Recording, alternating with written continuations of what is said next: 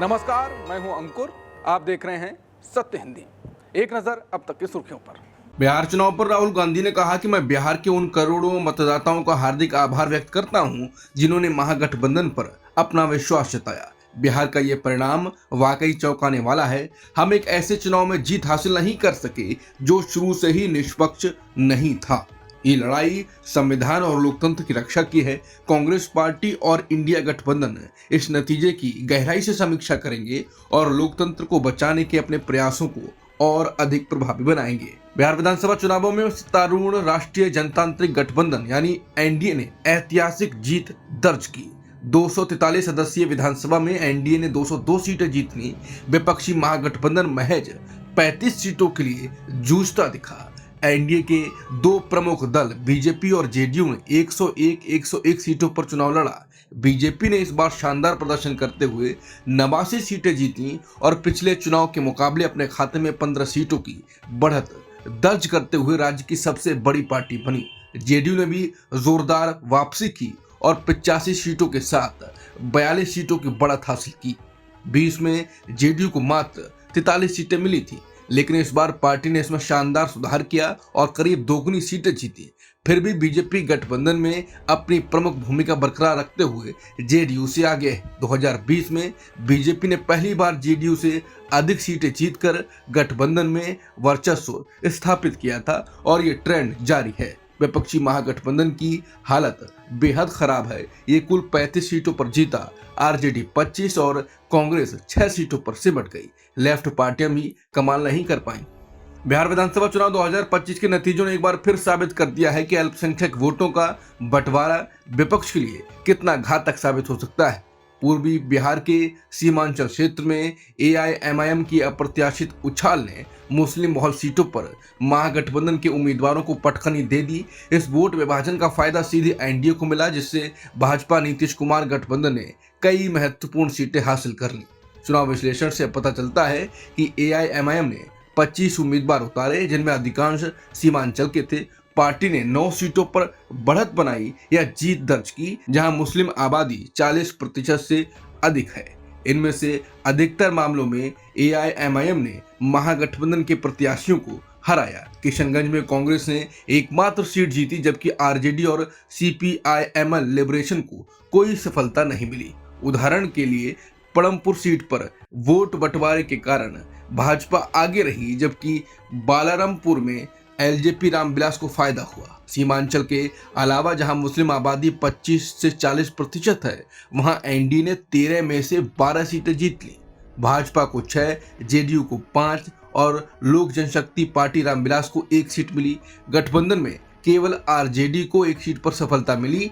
AIMIM का vote share 9 विधानसभाओं में 15% से अधिक और 8 में 5 से 15% रहा, जो महागठबंधन की हार का मुख्य कारण बना। 2020 के चुनावों की यादें ताजा हो गई, जब एआईएमआईएम ने 5 सीटें जीती थीं। पीएम मोदी ने कहा कि जंगल राज वालों के पुराने सांप्रदायिक MY फॉर्मूले को पूरी तरह ध्वस्त करते हुए बिहार की इस जीत ने एक नया सकारात्मक फॉर्मूला तैयार किया है। अब MY का मतलब है महिला और यूथ। लोक जनशक्ति पार्टी रामविलास यानी एलजेपीआरवी ने इस बार बिहार चुनाव में बड़ा धमाका किया। पार्टी ने जिन 29 सीटों पर चुनाव लड़ा, उनमें से 19 पर जीत हासिल की। चिराग पासवान की इस मजबूत वापसी ने एनडीए के भीतर उनकी पकड़ और मजबूत कर दी।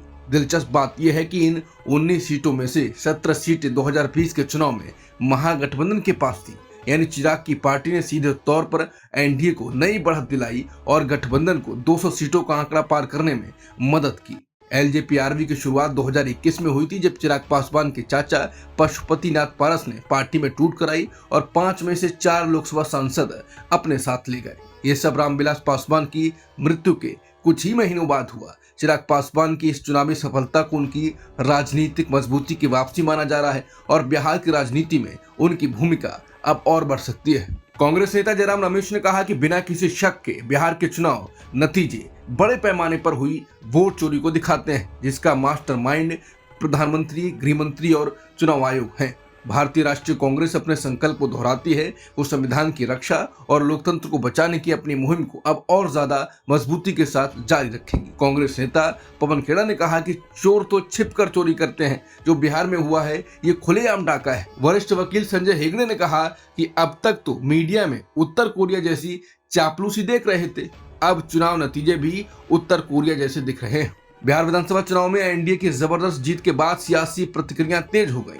समाजवादी पार्टी के अध्यक्ष अखिलेश यादव ने कहा कि बिहार का ये नतीजा चुनाव आयोग की एसआईआर प्रक्रिया का नतीजा है, जिसे वो धोखे का खेल बता रहे हैं। अखिलेश यादव ने आरोप लगाया कि बीजेपी ने वोटर लिस्ट में गड़बड़ी कर एसआईआर के जरिए चुनाव को प्रभावित किया।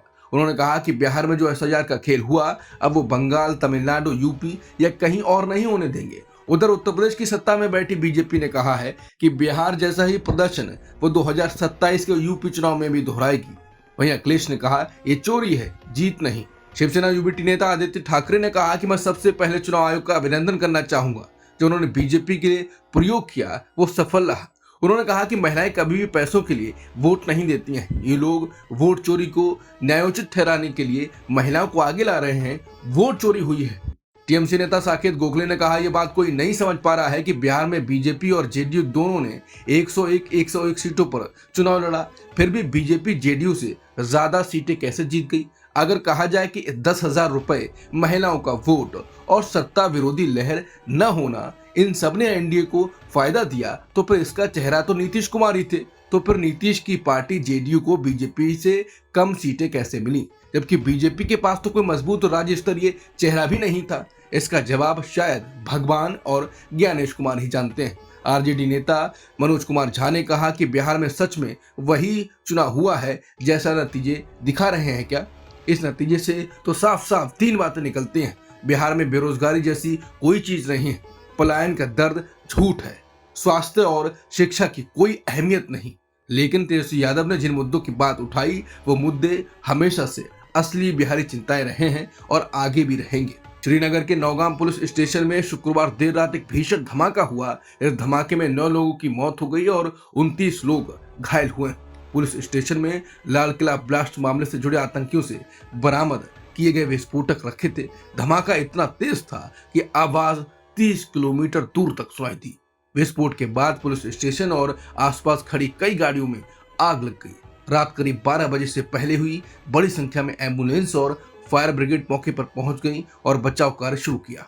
बीबीसी की ओर से पैनोरमा एडिट मामले में माफी मांगने के बाद भी अमेरिकी राष्ट्रपति ट्रंप ने कहा है कि वो उसके खिलाफ कानूनी कार्रवाई करेंगे। शुक्रवार शाम एयरफोर्स 1 पर मौजूद पत्रकारों से बात करते हुए ट्रंप ने कहा, अगले हफ्ते हम उन पर 1 अरब से लेकर 5 अरब डॉलर तक का मुकदमा करेंगे। उन्होंने कहा वो इस मुद्दे पर वीकेंड में ब्रिटेन के प्रधानमंत्री कीयर स्टारमर से बात करेंगे। शुक्रवार को पीबीसी ने एक बयान जारी कर कहा था कि 6 जनवरी 2021 की स्पीच के एडिट से गलत धारणा बनी कि राष्ट्रपति ट्रंप ने सीधे तौर पर हिंसक कार्रवाई की अपील की थी। इस मामले में बीबीसी ने माफी मांगी, लेकिन ये भी कहा कि संस्था किसी तरह का वित्तीय मुआवजा नहीं देगी। इस हफ्ते की शुरुआत में ट्रंप के वकीलों ने बीबीसी को चेतावनी दी थी कि अगर बीबीसी ने अपना बयान वापस नहीं लिया, माफी नहीं मांगी और मुआवजा नहीं दिया, तो वो उस पर 1 अरब डॉलर का हर्जाने का मुकदमा करेंगे।